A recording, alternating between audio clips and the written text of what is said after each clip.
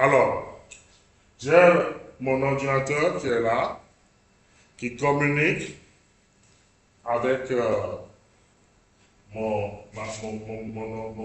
automate micro qui est là. Donc, le langage de communication à l'intérieur du, du logiciel, il y a trois langages. Il y a le langage GraphSet, ça, tous les techniciens qui ont fait un certain niveau, ils connaissent le GraphSet. Après, il y a le langage ladder, et après, il y a le langage par écriture de texte qu'on appelle IL, langage comme ça, ce sont les informaticiens qui savent.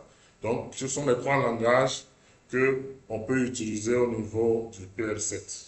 Mais moi, j'ai décidé de programmer en ladder, comme si je pouvais programmer aussi en GraphSet. Mais j'ai décidé de programmer en ladder.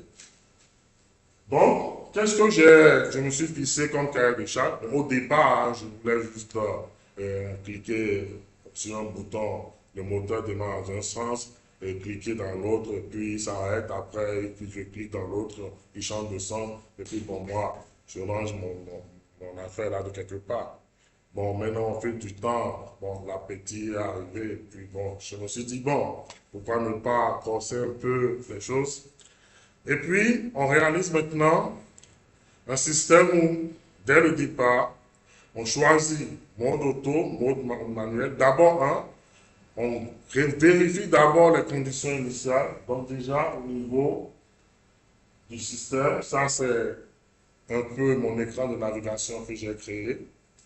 Et ça, il faut dire que tout ce qui est là, je l'ai créé suivant les couleurs, tout ça, de mon gré et les tests. Si quelqu'un d'autre vient tout de suite, il peut venir avec quelque chose d'autre et piloter c'est-à-dire qu'il va commander le même système. Ça veut dire que tout ce qui est là, je peux écraser ça tout de suite et reprendre un autre complètement. Donc ça, ce sont des choses qui rentrent dans la conception et quand vous rencontrez certains projets, dans certains dispatchs, tout ça, vous voyez des gens qui pilotent et qui travaillent sur ce genre de choses. Et vous allez constater que certains sont très mécontents quand vous venez à la dernière minute leur dire de modifier certaines choses. Et souvent, parfois, ça crée des tensions. Et si vous mettez en position de câbler, de programmer ce genre de système, vous allez comprendre pourquoi les gens sont frustrés.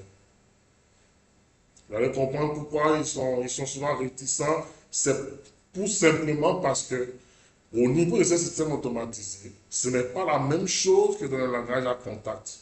Si je prends tout simplement le relais qui est là, je prends tout simplement ce contact, ce bloc de contact auxiliaire. Ici, j'ai NO 5354 et c'est le seul qui est là. Mais à l'intérieur du système, je peux utiliser un contact 10 fois, 20 fois. Le même contact. Le même contact. Le même contact. Le message dit que dès que j'envoie l'impulsion, je clique sur un bouton sur l'écran, les 10 contacts dupliqués se fermeront instantanément, ce qui n'est pas ce que je ne peux pas faire ici. Ici, déjà, avec le relais là, si je n'ai pas les 3 ouverts au repos, je suis obligé de mettre un bloc additionnel. Je suis déjà limité. Donc, c'est pour vous montrer qu'il y a les avantages liés au système automatisé. Il y en a plein. Je ne sais pas comment je vous les citer franchement. Donc,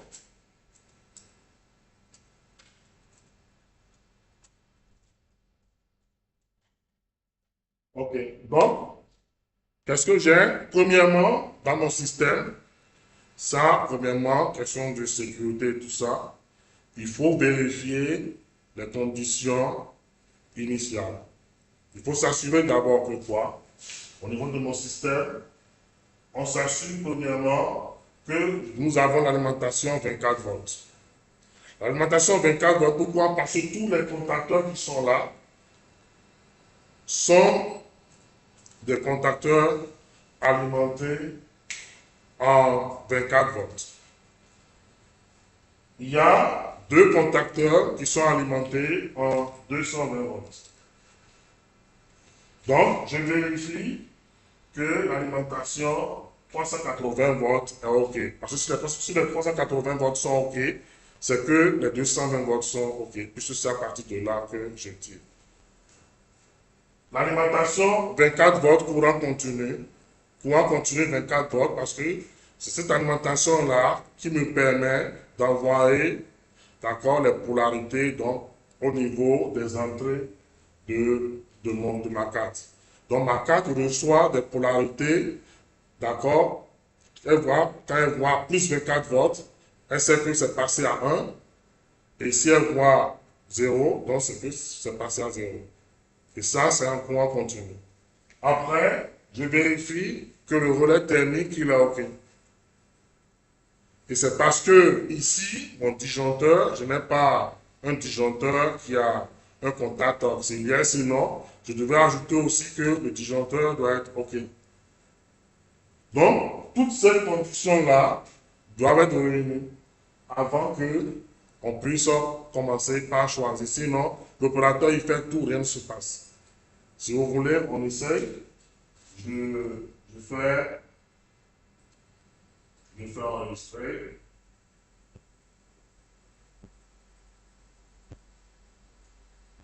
Voilà. Donc, vous voyez que dès que j'ai mis condition initiale, il a changé de message. Au départ, il avait mis quoi? Il avait mis que les conditions initiales sont différentes. Démarrage impossible. Et ça, c'est moi-même qui l'a mis comme ça. Et j'ai mis ça en rouge pour que l'opérateur sache que les conditions ne sont pas réunies. Et lui, sachant que ce qu'il faut faire pour que ces conditions soient réunies, il commence par réunir les conditions. Et pour l'aider, c'est pour ça que j'ai mis que les conditions ne sont pas réunies. Toutes ces parties-là, les 4 conditions-là, sont en rouge. Donc, il doit avoir 24 volts courant continu, 24 volts courant alternatif, 380 volts en courant alternatif, et puis le relais thermique doit être OK. Donc ici, je mets connexion. Et maintenant, supposons que je coupe les 380. Il dit que, là il faut que je passe en haut. Il dit qu'il a changé la couleur au niveau de 380, il a mis ça au rouge pour signaler à l'opérateur qu'il y a un problème à ce niveau. OK, donc là, j'ai les 380 qui ne sont pas là, donc je mets les 380, il dit que c'est OK. Je fais semblant d'arrêter les 24 volts. J'arrête les 24 volts pour alternative, il met condition initiales sont différentes. Dès que je remets, il dit que c'est OK. Le relais thermique également, il y a un bouton qui est un peu petit qui ne marche pas. Donc là aussi, ça devrait faire la même chose. Et les 24 volts aussi, si je les coupe au niveau courant continu, seulement que c'est au niveau de l'automate, il va falloir arrêter complètement l'automate. Donc c'est un peu ça. Donc conditions initiales, donc là maintenant, j'ai les conditions initiales qui sont OK. Alors, lorsque je coupe les 24 volts AC, c'est les 24 volts AC qui permettent de commander, donc d'exciter les bobines des contacteurs. Donc, si je n'ai pas les 24 volts AC, ça veut dire que le circuit de commande n'est pas OK. Donc, le circuit de commande, vous avez ici, il y avait un circuit de commande qui était écrit, c'est parti. Donc, si les 24 volts sont présents, ça doit afficher que le circuit de commande, il est OK. Donc, le circuit de commande, il est OK lorsque j'ai les 24 volts continus et lorsque j'ai les 24 volts alternatifs. C'est comme ça que c'est programmé à l'intérieur. Si je retire les 380 volts, d'accord, j'ai l'alimentation 380 volts qui n'est pas là. Et normalement, là, je n'ai pas programmé, sinon, circuit de puissance, OK aussi, tu vais partir. D'accord? Donc là, c'est bon. Donc ça, c'est vérification de position initiale qui est une étape très très importante dans tous les systèmes. Tout ce qui est aspect, c'est pas seulement ici, vous avez vu que j'ai présenté juste les tensions. Non, c'est pas que ça. il y a tout ce qui accompagne la sécurité, la protection, et des trucs comme ça. On peut avoir des systèmes où, par exemple, il y a certaines scies, des équipements, des scies où on exige que l'opérateur pose ses deux mains sur deux boutons avant que la scie ne démarre pour être sûr que ses doigts n'iront pas vers la lame. On lui impose, donc il doit poser sa main sur deux boutons. On est sûr qu'il a posé ses deux mains dessus avant que la scie ne démarre. Donc, ça, ce sont des choses comme ça, ou bien on peut exiger que peut-être c'est comment dit-on, un écran en plastique qu'on met devant une meule là pour éviter que les copeaux ne se projettent vers les yeux, au cas où vous n'avez pas porté vos lunettes. Tout ça, là, sont des cadres de sécurité sur des équipements. D'accord? Donc, maintenant, on quitte ça. Et quand on vient maintenant, le système demande le mode de pilotage. Donc, ça présente le mode de pilotage et ça demande à l'opérateur de choisir le mode de pilotage. D'accord, ça le demande, ça le dit, veuillez choisir un mode de pilotage, s'il vous plaît. Donc, il y a deux modes. S'il va à gauche, ça affiche pilotage standard. Donc, vous avez choisi le mode de pilotage standard. Puis, lorsqu'il choisit l'autre, ça lui affiche, vous avez choisi le mode de pilotage manuel. Donc, ça, c'est ma programmation. Quelqu'un d'autre pourrait faire autre chose. Donc, ça veut dire pilotage manuel. Bon, maintenant, on a sur pilotage manuel. Pilotage manuel, il est censé piloter à partir des deux boutons qui sont ici. Donc, il commande à partir du bouton vert, le démarrage du moteur, et à partir du bouton rouge, il arrête. Maintenant, voyons, on est en pilotage manuel. Normalement, sur un pilotage automatique, pas standard, je pilote à partir de là et j'arrête à partir de là. Donc, pour vérifier que le verrouillage fonctionne, je laisse un pilotage manuel et je lance là. Vous voyez, le moteur ne démarre pas. Le moteur ne démarre pas. Je clique dessus, ça ne démarre pas parce que j'ai choisi le mode de fonctionnement manuel.